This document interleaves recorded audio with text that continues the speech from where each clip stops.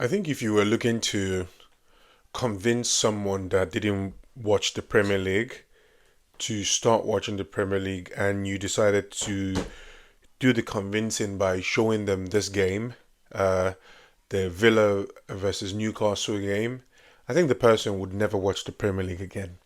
I think it would be safe to say that the Premier League should not. I think because the Premier League considers itself as the biggest league or the best league in the world, but you can't be the best league in the world and have the worst officiating of all the top leagues that you're supposed to compete with. It is safe to say that the Premier League has one of the worst officiating in the whole of the world. It is so bad. It gets so bad sometimes that you don't even know how to approach that situation. Premier League officiating has gone to an all-time low. And I think while we yell at VAR, I think that Premier League referees have become overly dependent on VAR, unable to make decisions without, intervention of VAR, unable to see things for what they are. This game had me fuming. It had me so angry. I was so upset. I was so livid because the calls that the referee should have made, or the calls that he made, are simple things that you didn't need to be a referee to be able to make those calls. It was so terrible. The goal, first of all, was offside. The handball in the box. He had the clearest view of all views. I don't want to get into it, but the summary here remains that I think Premier League referees are becoming overly dependent on VAR. And VAR, because everyone seems to go and blame VAR, it's been covering for the inconsistencies and the laziness of the Premier League refereeing at this point. It is so bad. And then that almost takes away the the the the the bad officiating, almost takes away from how good that game was supposed to be, because it was a good game. It was a very good game, and it was a game that had a lot of flair, and a lot of it was an offensive game. No one was trying to sit back. It was you attack, I attack, and it was fun. That's the type of football that we live for. But special mention to Sandro Tonali. I told you guys that this is the guy. Sandro Tonali is him. He is him. His name is Himalayas. He's like Himothy. He's him. He's the him that was prophesied in the Bible. He's the one to replace Casemiro. He is so aware of his environment. The interceptions, the defensive mindset, also coupled with the ability to attack. How can you explain that a defensive midfielder scored two stunning goals like that? Sandro Tonali is him. I love Elliot Anderson. I think Baleba is a good player. I think Adam Wharton is promising. But do they compare to Sandro Tonali? Absolutely not. There is no day I will not take Sandro Tonali in a single heartbeat. What a player. I personally think, like I said, I made a video just now and I was saying that Man United should keep Baleba and go for Mitoma. And then invest that main funds in the signing of Sandro Tonali if he's available. Because if I were top teams at the moment, I would be going for him.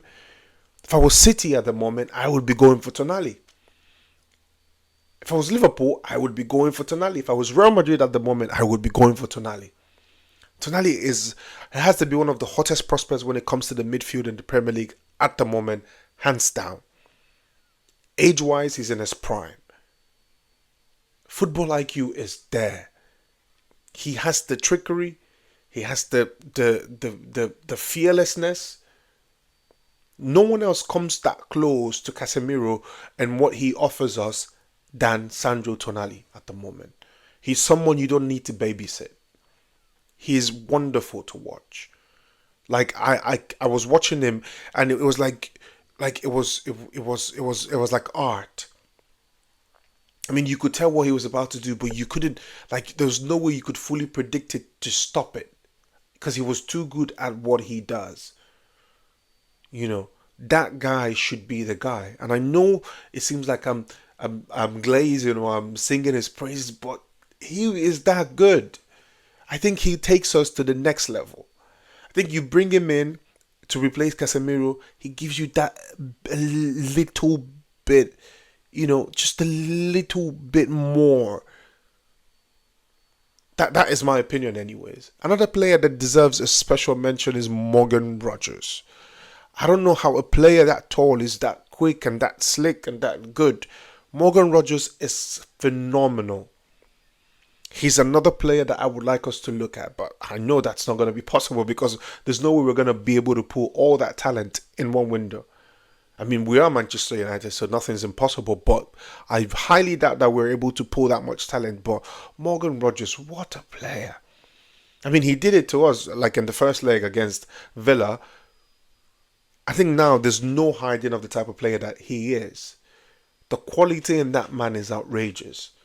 And I mean, these are the players that we should be looking at. These are the players that we should be speaking to currently. These are the players that we should be trying to convince. Why should he come to Manchester United? Why should any player at the moment come to Manchester United? We need to show that they're not just coming to waste their time. We need to, that's why I'm saying that, we need to, either we keep Michael Carrick or we bring in a Luis Enrique type of, manager. Because you need a massive, massive name to be able to attract those players that you want and that are actually going to take you to the next level. You cannot bring a De Zerbi for me.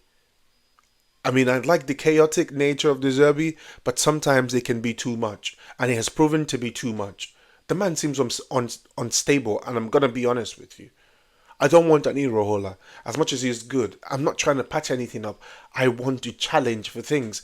And Irohola is not going to challenge for things. Glasner is not going to challenge Arteta or Pep for anything. Bring me a big name. Bring me a Luis Enrique. Those are the type of managers that I want at the moment. Or better still, keep Michael Carrick. I mean, he's one of our own. He's done a great job so far. So keep him then. As opposed to bringing any other manager that isn't like a manager with a massive CV, I'd take Carrick any day, anytime over those managers that are in the Premier League right now. That is it. Personally, that would be what I'm saying. So yeah, we need a manager with a massive CV like that to be able to attract those players. So Man United should be willing to spend, Man United, I don't know, financially, I don't know where we are, but to be able to do the type of business, because we didn't do any business in January, so to be able to do the kind of business that we want, that would get us, especially if we make the Champions League, we need those players. We need a Tonali or a Rodgers or both. I'd prefer both. You would prefer both. Is both possible though? I doubt it. But we can only dream, can't we? We should dream. We should be able to dream. So that's what we're going to do. We're going to dream. So yeah, that game alone was immense.